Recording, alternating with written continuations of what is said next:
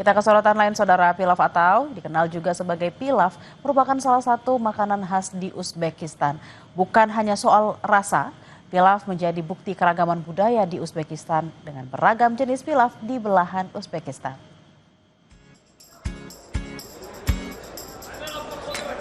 Plov atau dikenal juga sebagai pilaf adalah salah satu makanan khas dan ikonik yang sangat populer di Uzbekistan.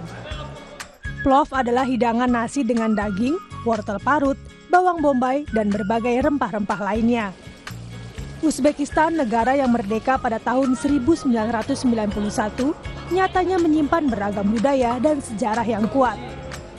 Hal itu dapat terlihat dari makanan khas nasi pilaf atau plov.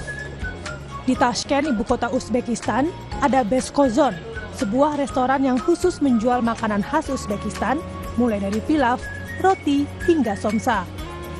Restoran ini selalu ramai dengan antrean pengunjung. Uniknya, pengunjung bisa melihat proses pembuatan pilaf secara langsung. Pilaf dimasak di sebuah tungku besar dengan beras, bumbu, dan daging.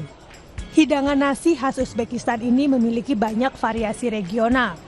Ada lebih dari 100 jenis pilaf di Uzbekistan yang dibedakan dari bahan-bahan dan metode memasak yang unik seperti plov Tashkent, Samarkand, hingga Caikana. Lamb and plus they added cotton oil. In Uzbekistan we use it for food, cotton oil.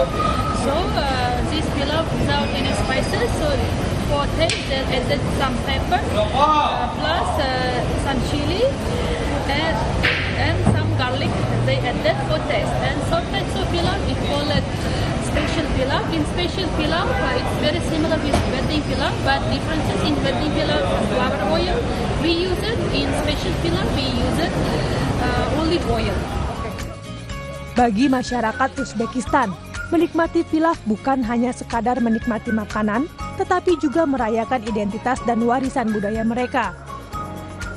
Pilaf adalah perpaduan sempurna antara rasa, makna, dan warisan budaya yang tak ternilai.